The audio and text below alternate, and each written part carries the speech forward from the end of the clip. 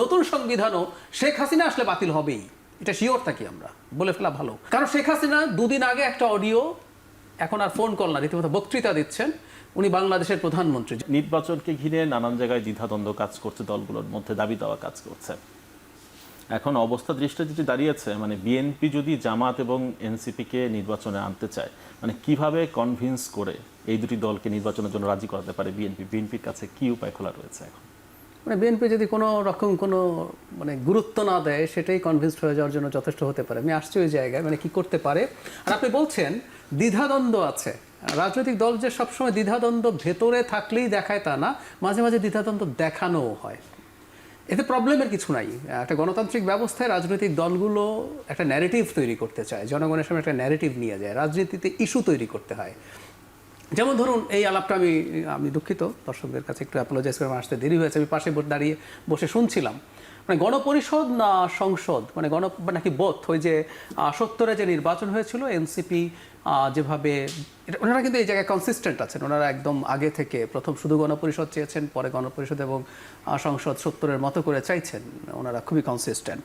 আচ্ছা, এখন প্রশ্নটা হচ্ছে আমরা কনস্টিটিউশনে কতগুলো পরিবর্তন চাই।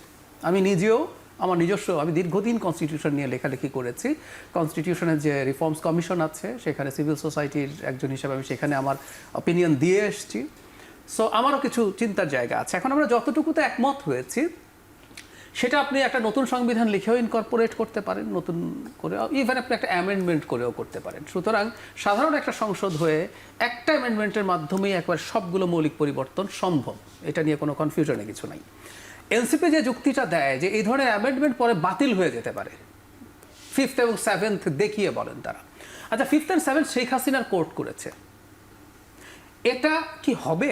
আচ্ছা, আমি পাল্টা বলি, নতুন একটা সংবিধান লিখলাম গণপরিষদের মাধ্যমে, শেখ হাসিনা ক্ষমতায় আসলো, ধরে নিলাম তাত্ত্বিকভাবে, ওই নতুন সংবিধান লেখা পরিবর্তিত সংবিধান টিকে থাকবে বলে আপনার কি মনে হয়?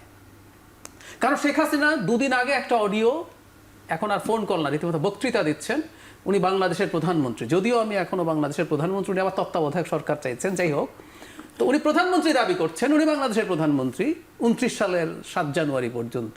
এর মধ্যে যদি আসে এই যাবতীয় প্রসেস, এই সরকার, এই সংবিধান নতুন করে লেখা, everything will be in vein, আপনি নিশ্চিত থাকুন।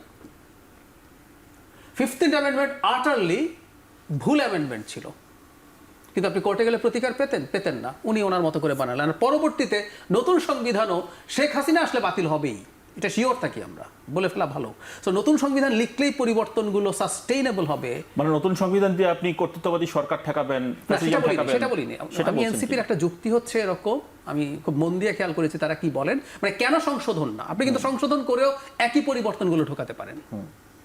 আমি প্রায় দেং জিয়াওপিং এর বিখ্যাত উক্তিটা ব্যবহার করি, বিড়াল সাদা না কালো ব্যাপার নয়, এটা ইঁদুর ধরতে পারে কিনা ব্যাপার। সবার সংবিধানের মধ্যে এই পরিবর্তনগুলো জরুরি, এটা আমরা নতুন সংবিধান লিখে করি বা সংশোধন করে করি, পরিবর্তনগুলো লাগবে। আই এগ্রি উইথ দ্যাট, যতটুকু আমরা একমত হব। যেহেতু এখন পরিস্থিতি যেখানে দাঁড়িয়েছে, মানে বিএনপি কি করে কনভিন্স করবে জামাতকে? জামাত তো রাজি হচ্ছে না কোনোভাবে, ইসলামী আন্দোলন রাজি হচ্ছে না, এনসিপিও রাজি হচ্ছে না নির্বাচনে। ধরুন আমি এনসিপির প্রসঙ্গে, জামাতের প্রসঙ্গে যদি আসি, জামাত কি ইলেকশনে না যাওয়াটা অ্যাফোর্ড করতে পারে? হ্যাঁ, ওনাদের এখন মাথায় যে চিন্তাটা আসছে, যেহেতু তারা তো অলরেডি 300 আসনে প্রার্থী ঘোষণা করে বসে আছেন, ওটা ওদের কৌশল, কিন্তু না গিয়ে থাকতে পারবে কিনা খেয়াল করি আমরা। জামাত এবং এনসিপি, ইসলামী আন্দোলন, এই তিনটা দল যদি একত্র হয়, নির্বাচনে না যায়, তাদের একটা ফেভারেবল জায়গা আছে। এটা যেহেতু আওয়ামী লীগ মাঠে নেই, আওয়ামী লীগ থাকলে কিন্তু এনারা যাচ্ছেন কিনা নির্বাচন অ্যাকসেপ্টেবল হওয়ার জন্য এত গুরুত্বপূর্ণ প্রশ্ন উঠতো না। এখন এই তিন দল যদি না যায়, বিশেষ করে এনসিপি এবং জামাত, আমি এই দুটো দলের কথা বলছি, তারা যদি না যান, মাঠে বিএনপি এবং তার অ্যালাইন্ড দলগুলো ছাড়া কেউ নাই। সুতরাং নির্বাচনে প্রশ্ন হওয়ার সুযোগ আছে, এবং এইটারই সুযোগ তারা নেওয়ার চেষ্টা করছেন। এই যে আমি সুযোগ নেওয়ার চেষ্টা করছেন, আমি কিন্তু নেগেটিভ অর্থে বলছি না। যাদের সুযোগ নিতে পারবে, সরকার যে গতিতে এগুচ্ছে নির্বাচনের পথে, যেভাবে উপদেষ্টারা বলছেন, স্কোপ আছে। কারণ হলো ওনারা যদি শেষ পর্যন্ত শক্ত থাকেন, কিন্তু আবার ওনাদের ভালনারেবিলিটির জায়গা বলছি। বাংলাদেশের ইতিহাসে প্রথমবারের মতো জামায়াতে ইসলামী দ্বিতীয় প্রধান দল হওয়ার বা বিরোধী দল, মানে ওনারা 10% সিট পাবেন না, আমাদের অবশ্যই 10%-এর নিয়মও নেই, ভারতে আছে, কিন্তু তারপরে তারা সেকেন্ড হাইয়েস্ট সিট পাওয়ার সম্ভাবনা আছে। তারা এই সুযোগ নষ্ট করে না যাবেন, এবং এই না যাওয়াটা ইটসেলফ আমি ব্যক্তিগতভাবে মনে করি, তাসনুবা ডিসঅ্যাগ্রি করতে পারেন, ওনার এনসিপিও যদি না যায়, মানুষ এটাকে সম্ভবত আমি যতদূর বুঝি খুব ভালোভাবে নেবেন না। কারণ একটা নির্বাচনে না যাওয়ার একটা মাত্র যুক্তি হতে পারে বলে আমি মনে করি। শেখ হাসিনার সময় নির্বাচনে না যাওয়ার যে যুক্তিটা ছিল, যে এমন একটা সরকার আছে যে সরকারের অধীনে একটা ফেয়ার ইলেকশন হবে না। ডক্টর ইউনূসের অধীনে ফেয়ার ইলেকশন হবে আমরা বিশ্বাস করি সবাই কম বেশি। কিছু তাদের দুর্বলতা জড়িত কারণে প্রবলেম হতে পারে, কিন্তু তাদের সদিচ্ছার অভাব আছে, তারা কারো পক্ষে ম্যানিপুলেট করবেন আমরা মনে করি না। আর এই জন্যই বলছি যে যে দাবিগুলো পূর্ণ হবে না, সেই দাবিগুলো আমরা সবসময় কথাটা বলছি, সেগুলো পরবর্তীতে এই ইলেকশনে এবং পরবর্তীতে এনসিপি খুব লম্বা রেসের ঘোড়া হবে আমি বিশ্বাস করি এবং চাই।